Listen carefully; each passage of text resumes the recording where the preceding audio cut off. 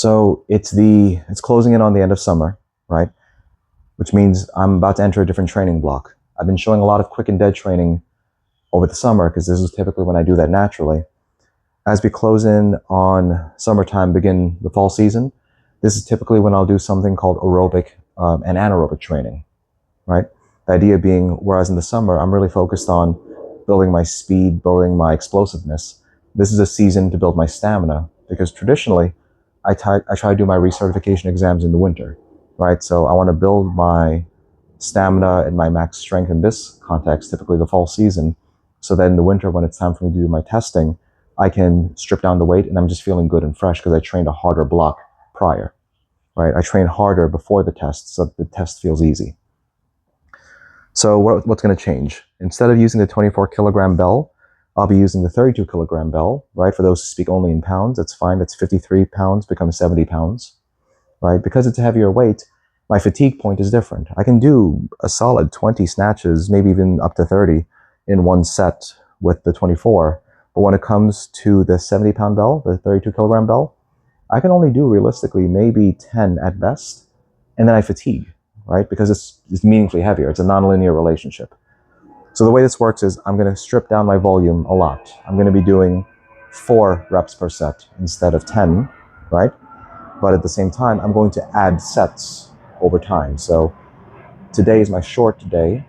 I'm going to be doing 14 minutes of 4 snatches per set, every minute on the minute.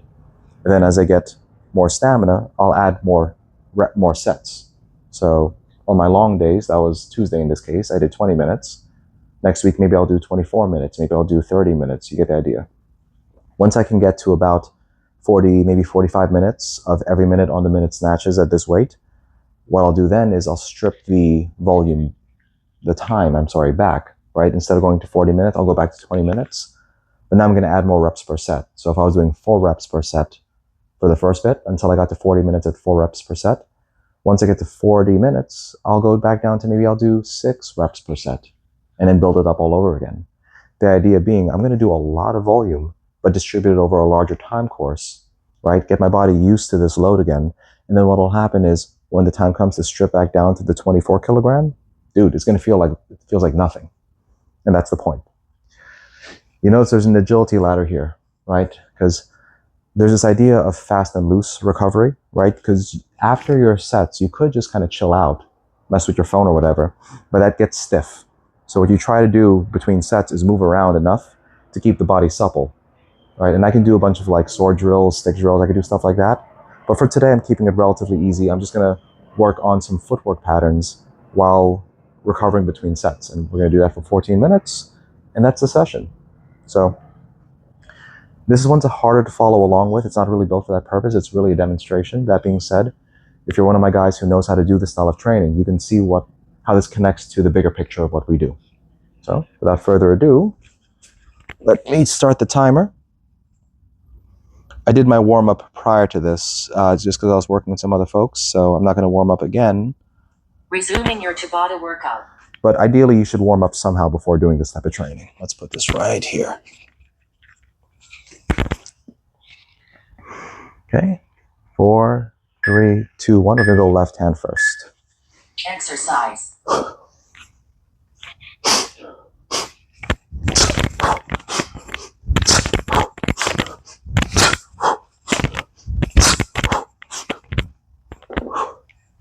And then simple footwork patterns, just working on smoothly, sidestepping, while moving my gaze where I want it to be. Maybe modify distance a little bit, right? But the goal isn't to fatigue out on this. This is just a way to recover while staying light on my feet.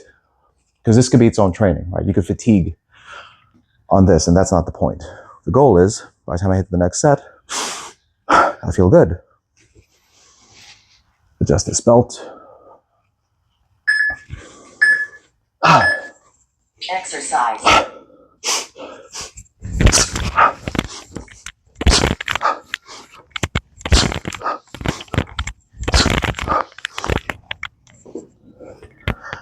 That's gotta sound great on the mic, right? I just realized as I do this, that mic on my chest is just flopping around. We'll see what happens.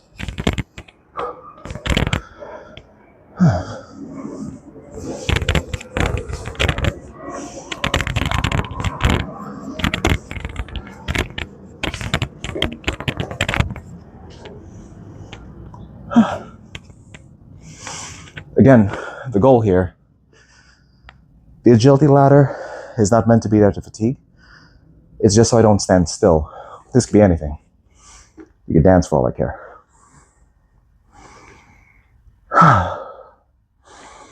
What you shouldn't do during this though is stretch. Do not stretch between sets. Exercise.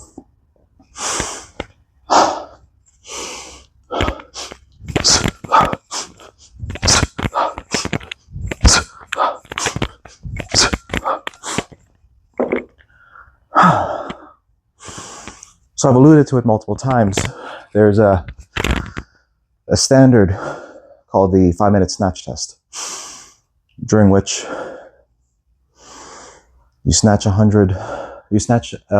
kettlebell of a given weight based on how much you weigh for 100 reps in 5 minutes.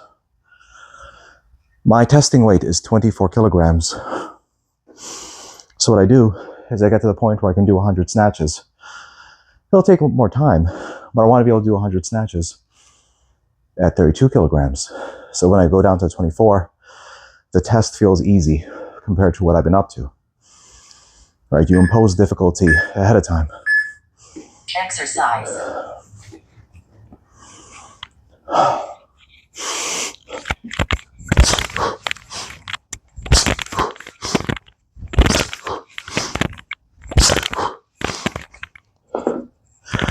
There's a mindset there in that the training is deliberately harder than the standard. That's not an accident, right? It's not over preparation. It's the idea that if you train in a way here such that the thing that you're accountable for is comparatively easy, the test stops feeling like a test. It just becomes another day. In fact, it becomes your light day. You apply that mindset to your life, and what ends up happening is you train hard so that day-to-day life becomes smooth. Exercise.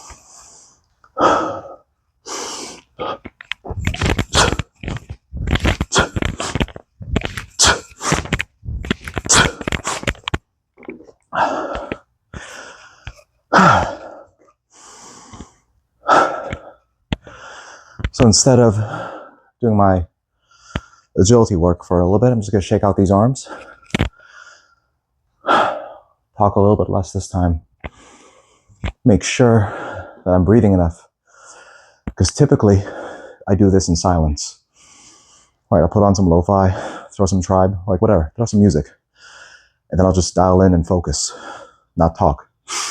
The talking changes the breath. It's an interesting thing. It forces me to pass the talk test essentially nonstop. For those who understand what that means, it's good. But I got to make sure that I'm breathing properly between. Good. Exercise.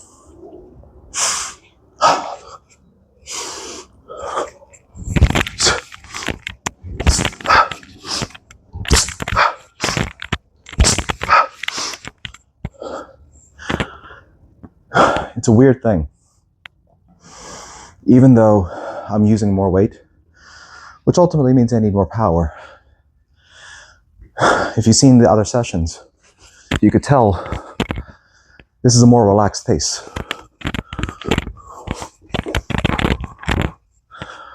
The difficulty comes in fatigue management, not in the exertion itself. There's a lesson in there too, right? It's not about how well you meter your power per se. It's about how well you meter your power in relation to how quickly you can recover. This type of training teaches me how to manage recovery. Exercise.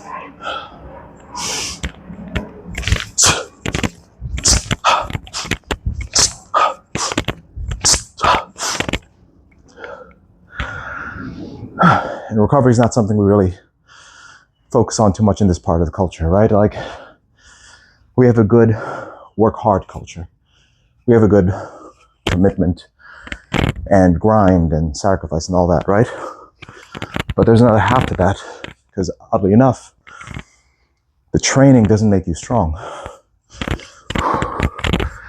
In the most formal chemical and psychological sense, the training beats you down in a controlled fashion. Where you get stronger physically and psychologically, even spiritually, is in the time between sessions. It's the recovery. This is a microcosm of that. Exercise.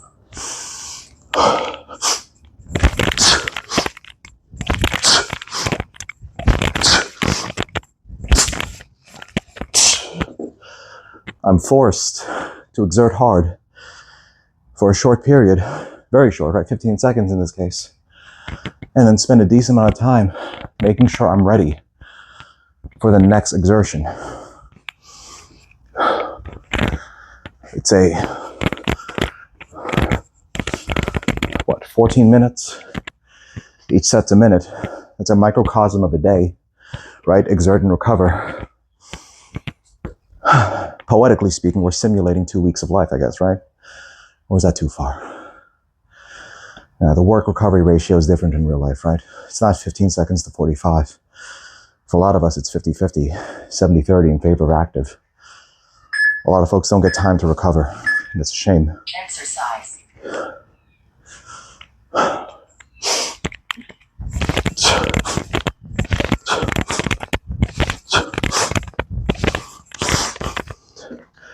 Because recovery is a luxury in this culture.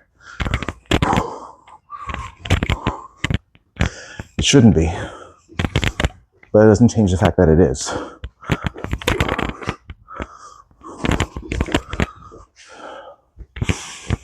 You got work, your own healthcare. Many of us are parents, myself included, right? Recovery, in the very structured sense, is often not attainable. So oftentimes you have to learn how to sneak recovery in, right? Look what I'm up to, right? Gentler other movements that let the system in question rebuild and shifts the load to something else. Exercise.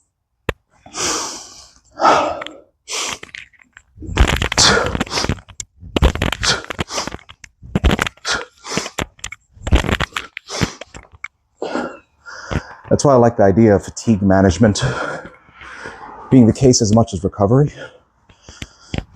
Because sometimes recovery could be as easy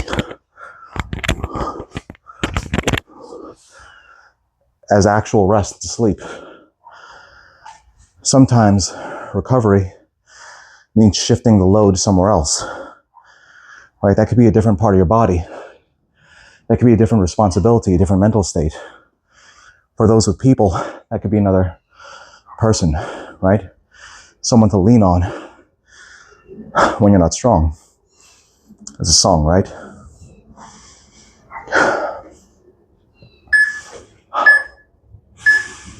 Exercise.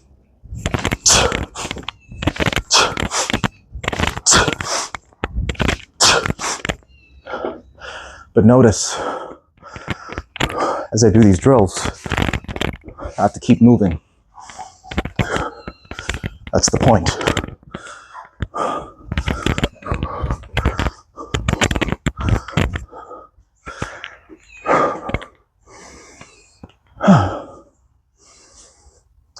Good stuff. 4 reps per set, every minute on the minute. 20 is my long day. My light day is a percentage of my long day. So if you can do 14 as a percentage of 20, you understand how the formula works, right? 70% volume, at least in the beginning. Really should be 60. Exercise.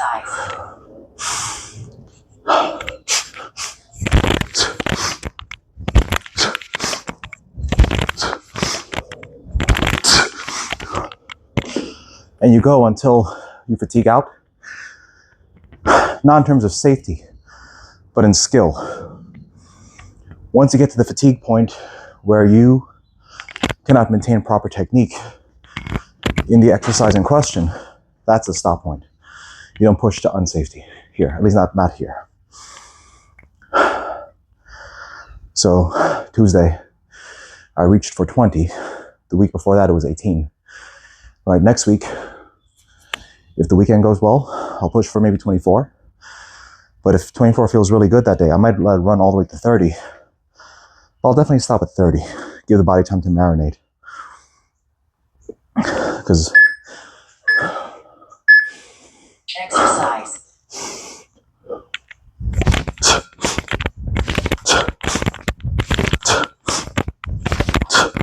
if I do 30 on Tuesday, that means I need to do 21 on Thursday. Math, mental math. So maybe I don't want to do that yet. Right? You have to anticipate some of the future load as well when you're pacing yourself. Because it's not about surviving one session. You have to survive this session, then the one after that, then the one after that, the one after that. You see the metaphor, right? Am I beating the nail over the head enough with this yet?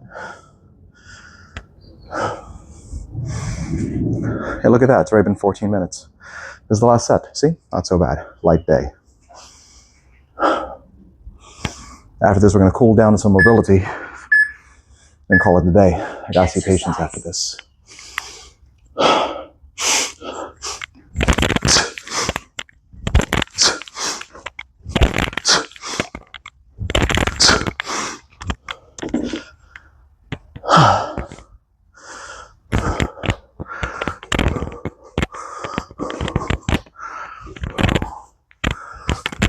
I'm not being too strict about the footwork drills. I'm just having fun with it. Again, in a different session off camera, I'll really run the footwork, right? Run the drills per the martial art, right? With technique, with form. Really put my intention on that. This is not that kind of training right now. I'm passively getting my feet good at what I need to do, but I'm not thinking about the other guy, the combative drill. I'm not in that mode. In this instance, I'm just, there it is, focusing on my ability to do the motor skill. And later tonight, I'll do the real footwork training, the martial training. That gets its own time, separate from the weight training per se. Good. So the question is, how do you cool down? Well, for one thing, I could shut up and breathe.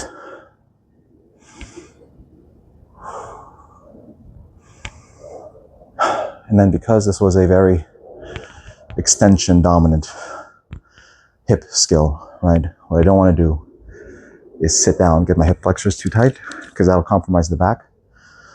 What I'm going to do, I'm going to squat down to the bottom of my goblet squat.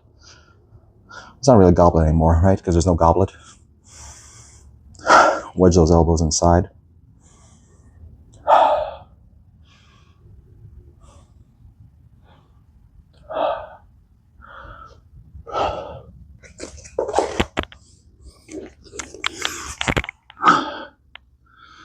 This gentle extension is deliberate. Press up from here. Note that this is explicitly not a push-up, right? Focus on lengthening that spine. Oftentimes I'll pair this with the child's pose, but not in the post-exercise phase. I'm keeping my glutes tight to keep my psoas, my hip flexors out of the way. I'm allowing myself to actively go into back extension. My arms are here to support that load.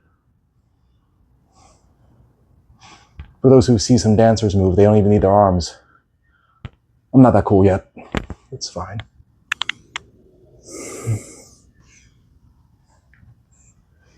There we go.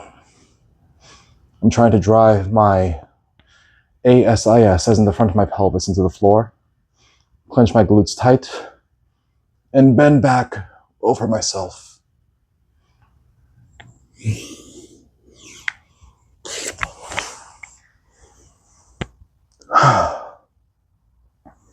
Try not to do any big twisting movements for at least the next few minutes. Just let the body kind of acknowledge the fact that you're done with the session. All right, reintroduce movements that you think you're going to do soon, gradually. Let the heart rate come down, and move on with your day.